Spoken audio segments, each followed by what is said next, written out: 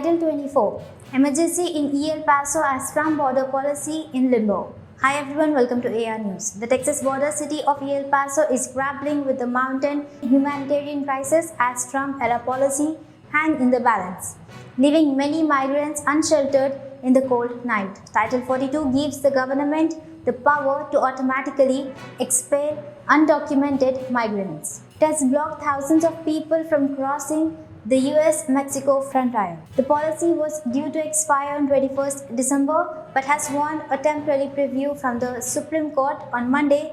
Chief Justice John Roberts temporarily blocked its termination pending a ruling on emergency appeal from some Republican-led states who have asked for the policies to remain in place. The court's intervention, however, has meant little on the street of El Paso, where shelter and humanitarian service have already been overburdened and weary migrants left sleeping rough in bitterly cold nights. In central El Paso early on Tuesday afternoon, dozens of migrants were at the city's main Greyhound bus terminal, including women and young children sleeping on the pavement. While the majority were Nicaragua and Venezuelan citizens of countries throughout Latin America were present as well. The experience of Dylan Torres Rice, a 21 years old Venezuelan, are typical of many of migrants in El Paso. After an Andreas 2.5-month trip across South and Central America, in which he faced deadly jungles, corrupted police officers, and racist treatment, he spent 3 nights sleeping on ground near the bus terminal. After one night when he was able to find room at a shelter, he hopes to get Chicago, where he has relatives. I've got no idea how I'm going there, but I'm trying to get bus tickets, but I don't know how we'll get them, he told. But I am happy to be here. The treatment here has been excellent.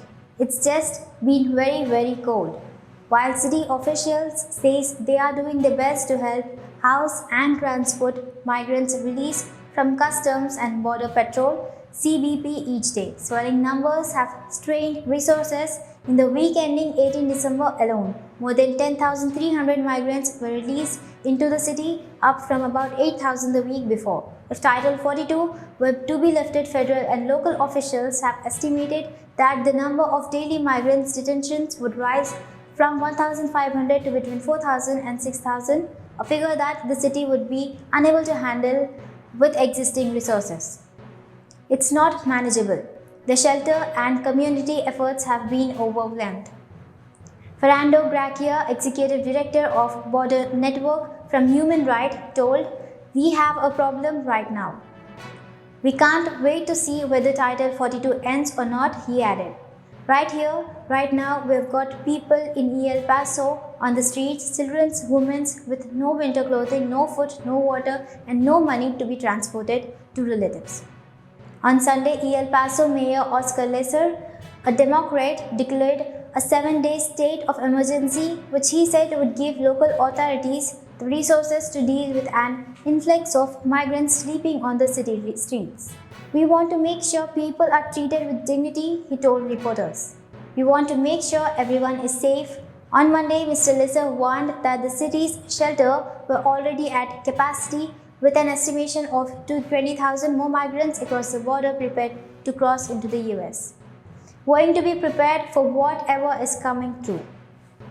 The Lesser said the city officials are still preparing emergency plans, including converting large buildings into makeshift shelter and chartering buses to help transport migrants to other cities in Texas. Much of the day to work of helping the migrants, however, has fallen on a handful of NGOs and activist groups. One such organization, the El Paso's Fighting Hunger Food Bank, has been feeding dozens of migrants at a time at locations throughout the city. "This is absolutely a humanitarian crisis," Chief Executive Susan Goodell said. "The number of migrants in our community is amazing. I have never seen numbers like this," while Ms. Goodell said that her organization has so far managed to cope with the number of migrants. It is struggling to keep up and has had to ask organizations in other parts of US for help. Some residents of El Paso's downtown and the surrounding areas told that the influence of migrants have been inescapable in recent days. Some described constant noises at night, crowded bus stations, and leaving their house in the morning to find people sleeping next to their vehicles or homes. Many residents of the area, in which nearly a quarter of population is foreign-born, express sympathy for the plight of the migrants. They are just trying to live a better lives. If you are not in their position, you'd want to come to the United States for freedom or employment, said Mark Casavantes, a lifelong resident of El Paso who lives just a block from the Mexican border. They are very peaceful people and respectful. They haven't really caused problems. Sue Dixon, a volunteer at Onication House, an organization that offers shelter to migrants in El Paso, said that more people's minds would be open if they saw the day-to-day realities of migrant situation in this city. These are people who are desperate, who needs asylums, who needs to escape from violence and political oppressions, she said. They are coming here for safety. Federal officials have repeatedly said that the government, particularly the Department of Homeland Security, is making preparations for the potential lifting of Title 42.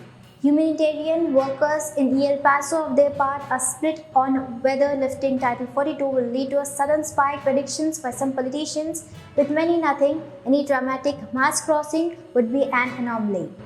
Still, the potential of further spikes has left many anxious. The number being predicted makes us very nervous, Ms. Godel said. We are representing as best we can. On Tuesday, the Biden administration asked that the Supreme Court ignore the Republicans' lead request to keep Title 42 in place, arguing that it can no longer be justified. If the administration gets what it wants, the policy will expire on 27th December. Thank you.